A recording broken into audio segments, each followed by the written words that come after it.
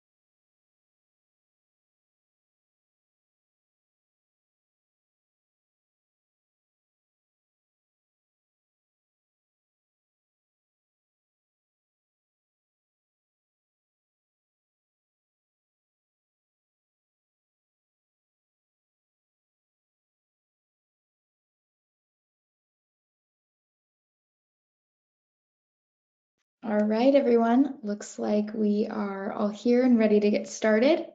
Once again, thank you so much for joining us today. Just a reminder that we will be choosing one lucky winner at the end of the presentation to receive a free pair of sunglasses. So stay tuned, but until then, I will turn it over to our presenters. Thank you. Hi, everybody. Thanks again for joining today. We're going to talk about a handful of MITRE ATT&CK techniques that we've identified during our data study about security control failures, and we're calling them the 7 deadly techniques. Let's start with some quick introductions. My name is Ken, and I am the technical lead here at AttackIQ on the adversary research team. Hi team, my name is Jose Barajas. I'm the VP of Worldwide Sales Engineering here at AttackIQ. Thanks, Jose. As far as the agenda, first we want to give some quick background on our data study. Then we're going to move into how we decided upon the 7 deadly techniques. We'll do a technical deep dive into each of those techniques, cover what they are, why a threat actor wants to utilize them, and then share the specifics on how we emulate those behaviors. We'll finish that up by talking about the final results of that study and offer our recommendations for what kind of follow-up actions and questions you should be asking yourself in your security control programs. And then finally, Jose is going to close with a demo inside the AttackIQ platform and how you can test your controls performance against this group of techniques. So where did these 7 deadly techniques come from? Well, ultimately, they were an output of this data study that we published about the real-world performance of continuous control validation. Inside the AIQ platform, our customers are able to execute scenarios, and these are our emulations of specific actor techniques and behaviors, and they run these against their production assets. When these scenarios are executed, we validate if the scenarios were successfully able to achieve their goals, or were they prevented by a security control like an EDR, and it stopped them from dumping the password or collecting the files that they needed. These final prevented, not prevented results are then tabulated, and we can observe how our scenarios performed over time in all sorts of different environments. And what we found is that of these 7 deadly techniques, that our customers were only preventing them 39% of the time. And this means not just once, but over 50% of the time that they were running it on over 50% of the assets that they were executing it. The data study goes into great detail on those numbers and what they mean, but today we're going to focus on just the techniques themselves and why they're important. And so before we can talk about what are the 7 deadly techniques, I think it's important for us to talk about what aren't the 7 deadly techniques. So this isn't an industry standard, this isn't like MITRE's top deadly techniques or anything of that nature. This is something that we've generated based on our own individual results. And these 7, while we're calling them the 7 deadly techniques, they might not actually be fully applicable to you, and you might have your own 7 deadly techniques. So we're going to talk about, as part of how we figured these out, how you should be doing that as well, and understanding what your own 7 deadly techniques are. So if it's not an industry standard, is this just the most popular? So, a lot of vendors will put out what they observe are the top 10 most, done techniques that actors are doing in the real world. But this isn't necessarily the most deadly or the most problematic for people, because if it's the most popular, it means that our security vendors have had the most opportunity to write controls and test it and make sure that these things are being prevented. And what we did find is that the most popular techniques were actually being stopped successfully. So it's not going to be just the ones that are being used the most. Now, with the name deadly, do you think this means they're most sophisticated? Are these the most complex attacks that an actor can do? Not really. So just because something's complex doesn't necessarily mean that it's a major problem. If it's complex, there's a lot of steps that the actors are going to have to do to be successful, and that gives vendors an opportunity to stop them at more avenues. So what are the 7 deadly techniques? In order to do this, we need to get 3 different viewpoints. And the first is the external side. So if we look at intelligence reporting out in the public, we want to grab techniques that are actually being observed in real world attacks. We're not interested in things that are just theoretical or some stuff that threat researchers have found. We want to make sure we're picking things that are actually being used out in the wild by real bad guys. We want to make sure that the bad guys that are doing it would be targeting our customer base and are important to us. And we also want to make sure that these techniques could also be used by red teams, and your purple teams actually care about them. They have opportunities to detect them. They have opportunities to prevent them, because we want to make sure that this is something that you can defend yourself against. And then finally, these techniques, they have to be impactful, right? Just getting a username, that's not really a big win for an actor. They have to do something more with that. It has to allow them to get farther along in their attack, achieve some kind of goal. The techniques that we're going to pick out, we want it to be important and impactful for that actor to achieve their kill chain. Then on the internal viewpoint, the way that we do these are the scenarios. We want to make sure that our scenarios are accurately representing what the actors are doing it. There's multiple ways to achieve individual techniques, and we want to make sure that our emulation of it matches the ones for the actors that we care about. And then finally, we have our own lab. So we didn't have a bunch of different EDRs installed, and they have the recommended security baselines. And so if we were to run these in our closed environment, would we expect a prevention? So if we combine that information of things that we know actors are using that are important, that we have accurate emulation, and that we know, at least in our lab environment, that they should be prevented, what's the missing piece? And that missing piece is our customer viewpoint. So we've made these things available, and when customers run them, we get those tabulated results. And what we found is there's actually 3 tiers of these kind of techniques. There's those most popular ones that everybody sees and everybody can prevent, and they're being prevented the majority of the time. Well, those aren't really ones that you need to be so concerned about. There's the ones that aren't being prevented, rarely or never, and that's sort of expected because there are techniques where you're using living off the land stuff like who am I that we would never expect to realistically be prevented in an environment. System admins use who am I all the time. You'd be crazy to block who am I, period. What we care about is the sweet middle spot, where there are a bunch of techniques that some of our customers are preventing, but others aren't. And even for those that are preventing those techniques, they're not doing it all the time. Sometimes it fails, maybe even 50% of the time, 25% of the time. Why is that? Is it something to do with the complexity of the scenario? Is it the way that the EDR works? Those are what we need to understand with those individual techniques, and those are the ones that we're going to start our investigation with. So of the 7 that we picked, there was definitely a bunch of techniques that fit that middle ground, but we did that additional research, who's using it, our implementation of it, and why it's important to narrow it down and pick those 7. So right now they're just in alphabetical order. There's not a real prioritization to those 7. These are just the 7 that we chose. The first one is bits jobs. So inside of Microsoft Windows, they have something called the Background Intelligence Transfer Service. And this is a mechanism that applications can use inside of Windows to say, hey, I need to retrieve some kind of file. It may be a large file, And whenever the system has some idle bandwidth available, go ahead and retrieve that. And this way we're not disrupting any of the other applications that might be more critical. And the reason why an actor wants to leverage this is, one, because it's using idle bandwidth, it's not going to disrupt the user's experience while they're on the system. It's not going to degrade it. And so they're less likely to notice what's going on, but also because you're now proxying that traffic through that process instead of running it out of your own malware. It does look like Windows is requesting this as opposed to, your malicious application. And it's very simple the way that actors do this. BitsAdmin is a command line tool, and you'll see here in the middle in green, this is exactly what we're doing. So the first thing we do is use BitsAdmin to create the download job. We set some custom headers which allow it to authenticate to our malware server, and we set the priority so that it's in the foreground, which means it will be executed as soon as there is some idle bandwidth available. And then we add the URL into the job ID that we want to pull and where it should save that file.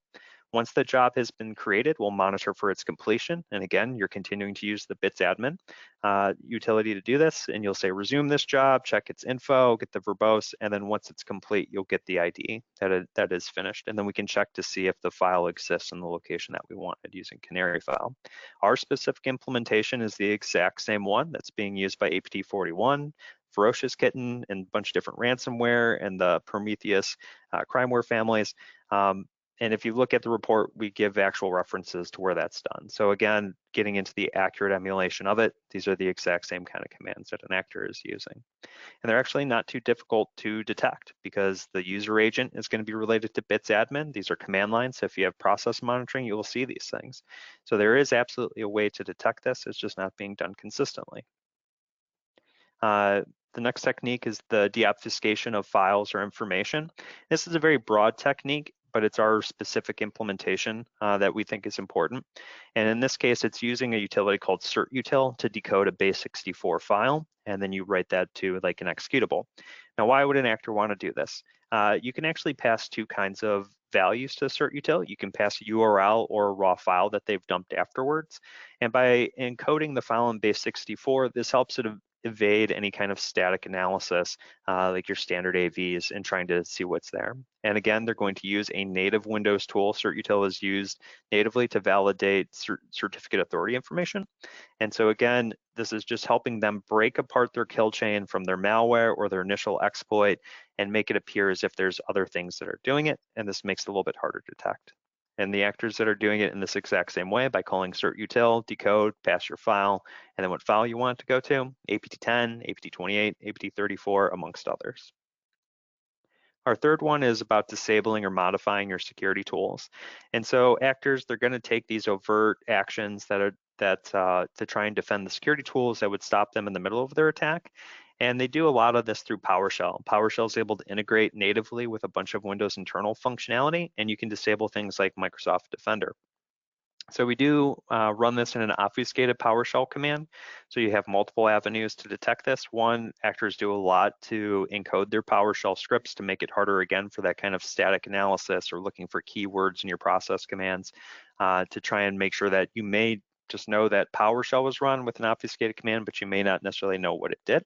And so we do this by running a PowerShell script that sets a bunch of Microsoft Defender preferences. Disable the real-time monitoring, disable blocking the first time a file is seen, disable scanning of scripts. All of these things, this activity is being done in Maze ransomware attacks as well as part of TrickBot compromises. Ingress tool transfer.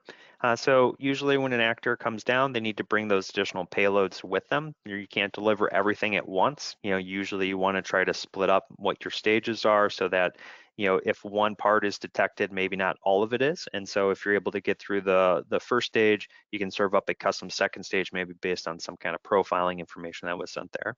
And again, one of the very most common ways is using PowerShell. So PowerShell has a nice little servlet that helps you download files. You just you create a web client and you tell it what file you want to download with the URL and what file it wants to save to. So you can put this embedded as part of a script. You can turn this as a task schedule, anything that's going to run this. And again, this will make it look like PowerShell is making the request, not your original malware. In the destructive attacks against Ukraine in the last year, this was heavily used to pull down additional stages, and Emotet does this all the time. Finally, not finally, but our next one, the credential dumping using the SAM hive. So as opposed to trying to dump something from memory like your LSAS process, there's actually a registry hive called the SAM hive that stores account passwords, or at least the hashed versions of them and the usernames. And this is used by Windows to authenticate both local and remote accounts. This file is typically locked in use by the system because it's constantly being used, and therefore it can be a little bit difficult to access or dump natively from the command line. But what you can do is create a volume shadow copy. And so a lot of times you hear about volume shadow copies being disabled by actors so that they can do destructive actions. Well, it's actually also a great way for them to gain access to information that is normally locked or inaccessible to them. So they call using WMI objects to create a shadow copy. They create it of the C root drive and then get that ID back. And once they have the ID, they can browse to that location. So it's just another file path on your system where the files are backed up. You now have a copied version of that SAM hive that they can extract and then use a tool like Mimikatz, which we do use in our scenario, to dump out those credentials and the hashes. Now you can either take those hashes and crack them offline, or you can use various pass the hash options to move them around. This is a core function of WMI-sploit or hackersploit, and APT3 had also historically done this a lot by accessing the SAM hive. This file is a little bit less protected than your LSAS process, so that's why actors would go this route versus just using Mimikatz and dumping straight from memory. Next up is using scheduled tasks for persistence and specifically doing masquerading where you're making it appear as if you're something that you're not. So scheduled tasks, again, another native feature of Windows that allows you to run something at a predetermined date and time. So I could create a scheduled task and run my malware for the very first time 60 seconds from now, or I could use this as a persistence mechanism to run my file every time the computer's rebooted or every hour, whatever is necessary for me to be successful. And it's very simple to create these, and actors do this all the time just by using the scheduled tasks binary. So you say what task you want to create, you give it a name. A lot of actors will use things like Adobe Flash or Microsoft Updates or AV Updates or just general Word updates, because again, they're attempting to blend in and appear that they are something that they are not. So we'll do that exact same thing, and we schedule it to execute 60 seconds after its initial creation. And once that bat file has been executed, it drops a canary file, and so we can monitor for completion and see if it was actually created. So your opportunities here for detection are around, the Adobe name in it, your file running out of the temp directory, it being a batch file. These are all things that might stand out. The actors that have used this in the past, Fin7, APT32, Machete, Dark Halo, amongst others. And then system binary proxy execution. So a lot of these are doing this, and this specific technique is focused around the MSHTA process. And so again, actors want to split up that kill chain. If it's just one process that's doing all of these bad things, those things stand out and make it very easy for detection and prevention. And so what is MSHTA? Well, it's another native utility living off the land that's meant to open up HTA files. An HTA file is really an HTML file that can be combined with images. It's a zip file that houses all of these things. And inside of those HTML files, actors can include VBScript or JavaScript or JScript inside that file to then execute malicious code. And so again, by putting it inside of this HTA file and opening it with MSHTA, you have a signed Windows binary, MSHTA, opening this file and performing whatever actions come from that VBScript. It could be going out and retrieving a second payload. It could be installing its persistence. It could be doing anything, because VBScript is actually a very explosive language that has access to all of the native Windows functionality that you could do via like a C binary or anything like that. You can access the same Windows DLLs and APIs to be successful. And so for us, we're actually exploiting a different way that you can use MSHTA. So commonly you use MSHTA to open up a specific file. You can feed it a HTA file and it will open that and execute in the window. However, you can also pass it straight VBScript or JScript. And so in this case, we're using VBScript to run a file. And again, we're proxying that execution so that binary.exe is being launched by MSHTA versus being launched directly by the user or the actor through like a web shell. Cobalt Kitty, Fin7, Muddy Water, Mustang Panda, Gambling Group, all of these actors have used this exact same functionality. Okay, so of the 7, what were the results for our customers? How did they perform? And I want to offer up a couple of recommendations, things that you should be taking away from this discussion. When we take a look at this, the best performing one was the OS credential dumping via SAM. 64% of our customers were able to prevent this consistently, and consistently means more than 50% of the time on more than 50% of their assets. But things like bits jobs, deobfuscating those files, disabling Microsoft Defender, using PowerShell to download those additional files, using scheduled tasks or MSHTA, all below 50%. Now, these are things that customers would have an expectation that they should be prevented. They're seeing it sometimes. They know that in labs it should be done. They know that these are popular enough techniques. So they probably have an expectation that all of these scenarios, all of these techniques are being prevented for them. And this goes to the number one reason for these failures, that just because you installed an EDR or a different security solution, that's not enough. The base install might not have the recommended policies. You may be adding too many exclusions. Are you making sure that those updates are occurring? Just because you ran this one time and it prevented it doesn't mean it's going to do it the next time. So that's our second recommendation. Continuous validation, it's mandatory. Security programs are much more complex than just a single EDR solution or, a single tool. There's a whole security pipeline, the way that your logs work, the way that your updates are done. At any point, you can have a failure. Did one of the key fields that you use in your Splunk queries, did that get a new name? If so, all of your historical signatures no longer function. So by running these in our platform, or through another BAS platform, you can test this all the time and make sure that you're getting that 100% detection or as close to 100% detection as you expect. And when it stops working, you can be alerted and figure out what do you need to do to get this fixed. Your critical signatures need to be working all the time. And then finally, the 7 that we picked out, these were just the 7 deadly techniques overall for our customer base as it was, a couple months ago when we first did this data study. As you saw in that pyramid, there were a handful of customers that were blocking maybe 6 out of 7. And so those other 6 aren't their deadly scenarios. Maybe it's just one of them. And maybe there's 6 others that are specific to them, what their specific weaknesses are, what their specific actors are using, right? You need to be using that same kind of logic and thought to decide for yourself, what are the techniques that you should be caring about? What are the actors that are playing in your sectors or have targeted you previously? What are they doing to be successful? You should be analyzing your own incidents, trying to understand where were your failures? Where did you fall apart and allow this actor to be successful? What could you have done that would have stopped them higher up in the kill chain? So using that same kind of logic that we talked about at the beginning of this presentation, taking a look at what's being used out there, what's the value of these specific techniques? Does this actually allow them to do something, really good, or is it just, well, they're getting a username, right? You don't want to waste all this time trying to stop the who am I's and what's my computer name, because you're just going to hit all of your IT sysadmins. You want to get the things that stop persistence, that allow them to get credentials, that allow them to bring additional payloads. Those are the things that you need to understand and follow how they work in your own environment. So come up with your own deadly technique list. Those are the ones that you want to continuously validate besides the ones that we're telling you and that MITRE tells you with the top 10 and whatever vendor comes out next with, hey, these are the most observed, right?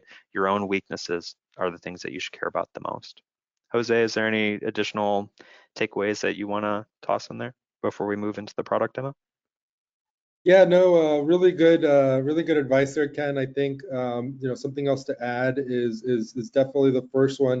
Whether it's EDR, which is obviously the focus of the study the team did, but really any technology. In my experience, I have a background as a researcher developing a lot of these technologies. It's incredible how many times we go into organizations and maybe the firewall was installed but never configured. That means that things were allow, or the EDR, to your point, installing it is good and great and provide some coverage, but it's not going to give you the whole picture. Some tuning is going to be required. Maybe if you're adding too many exceptions, that breaks other functionality.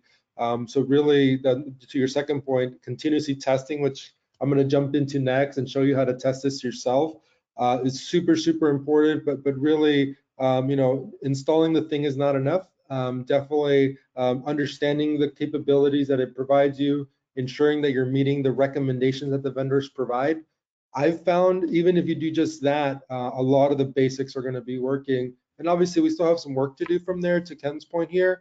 but at least you're going to be in a better place than something that's just been installed with the defaults, in my experience. So yeah, with that, I think we can definitely jump into the demo. And for those of you that have AttackIQ or are interested in testing the product, I can show you how you would go about that, and we'll go ahead and show you some sample output.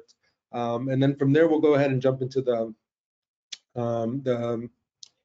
giveaway. So with that, let me go ahead and share my screen.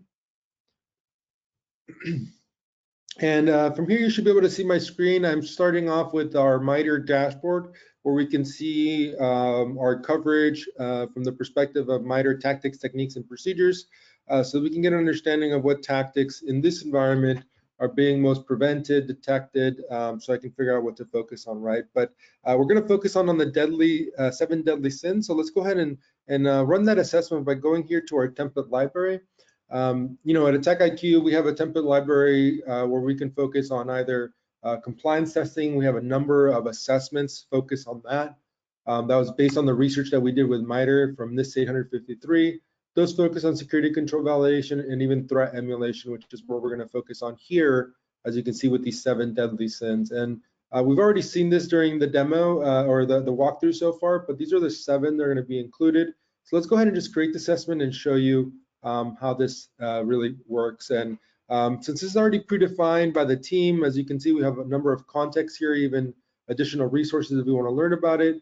In order to get started, you simply have to select the assets that we want to run this against.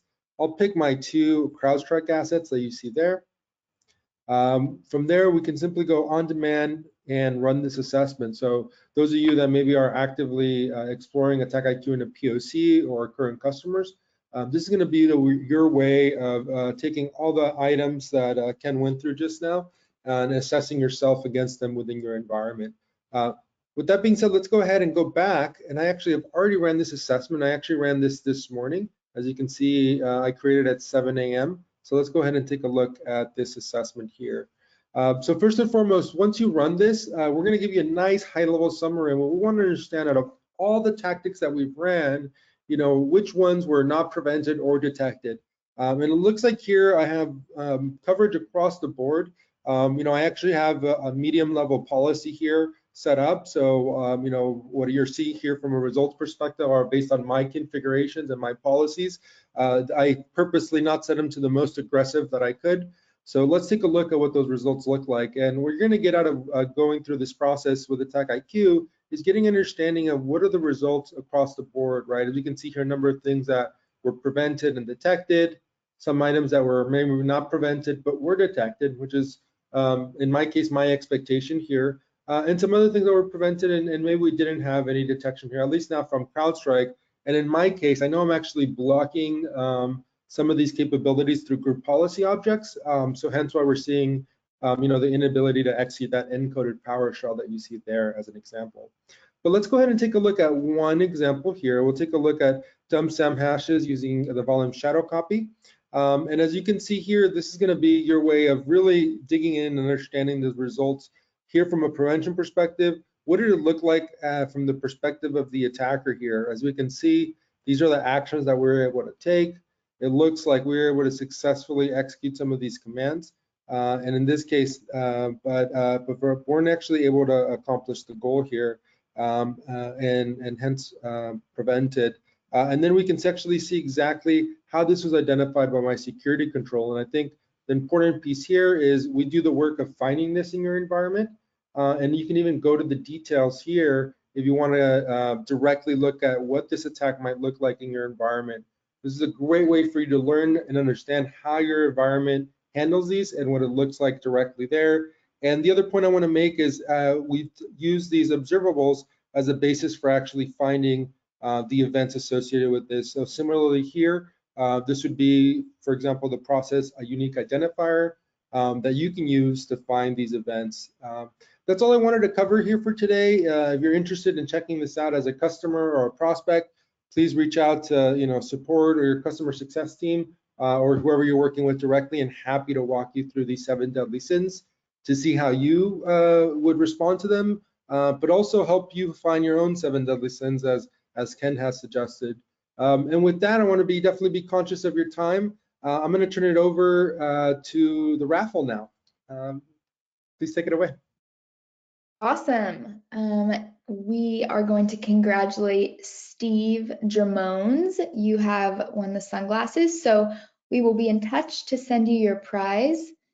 And at this point, I think we are good to go. I don't see any questions in the chat, but thank you so much, everybody, for joining today. We really appreciate it, and we hope you enjoyed and have a wonderful day.